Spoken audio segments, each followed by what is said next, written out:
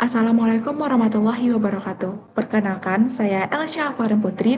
Di sini saya akan menjelaskan tentang tabel yang saya buat seperti yang di contoh soal yang diberikan.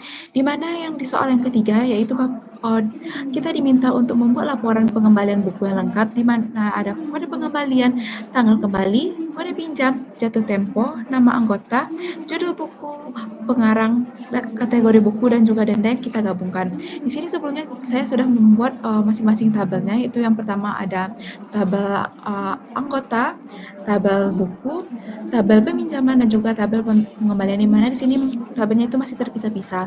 Di sini saya akan menggabungkannya dengan seperti soal nomor 3 itu dengan menggunakan query join yang dimana bertujuan untuk membuat laporan pengembalian buku yang lengkap, bukan sekedar menampilkan kode pengembalian saja, tapi juga siapa yang mengembalikan, buku apa yang dipinjam, kapan jatuh temponya, dan apakah ada dendanya. Untuk mencapai itu semua, kita butuh join atau menggabungkan beberapa tabel yang saling berhubungan. Alurnya itu seperti yang pertama itu tabel pengembalian yang mana kita inisialkan dengan PG, di mana titik awal karena kita ingin daftar pengembalian. Dari sini kita ambil itu adalah dari ID underscore pengembalian, tanggal underscore kembali, dan juga denda. Yang kedua yaitu adalah tabel peminjaman yang mana kita inisialkan dengan P. Di sini digabungkan dengan pengembalian melalui ID underscore peminjaman. Dari sini kita dapat ID underscore peminjaman sebagai kode pinjam dan juga tanggal underscore jatuh underscore tempo. Lalu yang ketiga itu adalah tabel anggota yang mana kita inisialkan dengan A, di mana dihubungkan lewat P.ID underscore anggota. Dari sini kita tahu siapa nama anggota yang meminjam. Lalu yang keempat yaitu adalah tabel buku yang mana kita inisialkan dengan B, di mana di sini dihubungkan lewat P.ID underscore buku, yang dari sini kita bisa ambil judul dan juga pengarang. Yang kelima itu adalah tabel kategori yang mana kita bisa inisialkan di sini dengan K, yang mana dihubungkan lewat B.ID underscore kategori untuk menampilkan kategori bukunya. Kenapa sih kita menggunakan query join ini? Karena data yang kita butuhkan tersebar di banyak tabel. Kalau kita hanya menggunakan select dari satu tabel saja, datanya tidak akan lengkap. Misalnya di tabel pengembalian ini, tapi pengembalian hanya ada ID peminjaman dan denda, tapi kita tidak tahu nama anggotanya atau judul bukunya. Dengan join, semua tabel itu bisa kita satukan untuk kita buat menjadi tampilan laporan. Kenapa juga kita juga harus menggunakan inisial PG, P, A, B, dan juga K. Di sini kita membuat alias itu untuk membuat query kita lebih singkat dan mudah dibaca. Bayangkan kalau setiap kali kita harus menulis seperti contohnya itu pengembalian titik ID underscore pengembalian, pasti query kita akan menjadi panjang dan sangat melelahkan.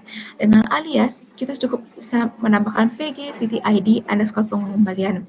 Hasil akhirnya adalah tabel laporan pengembalian yang rapi, ada informasi kode, tanggal, anggota, buku, kategori, sampai denda dalam satu tampilan.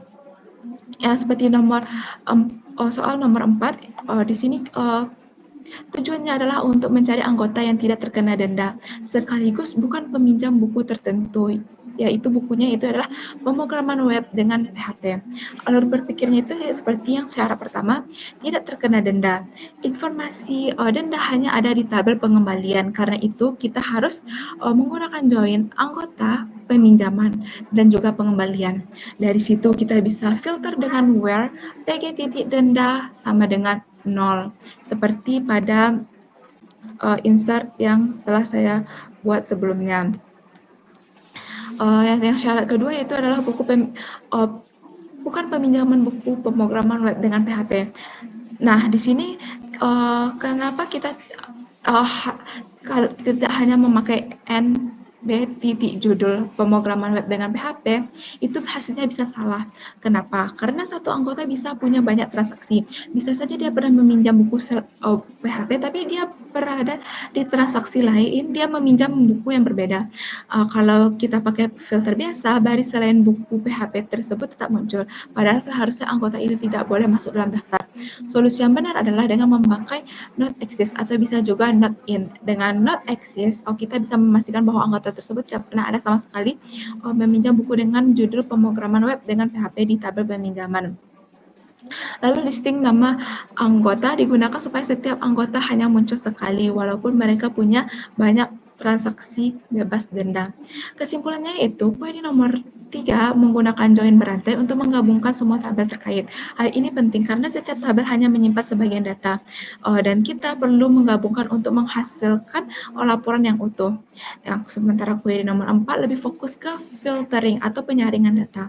Pertama, filter anggota yang tidak terkena denda, lalu memastikan anggota tersebut tidak pernah meminjam buku tertentu. Disinilah kita digunakan not exist agar validasi berlaku di semua transaksi anggota, bukan hanya satu baris saja.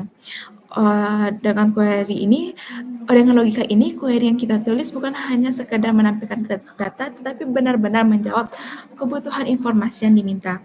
Sekian dari saya, terima kasih. Assalamualaikum warahmatullahi wabarakatuh.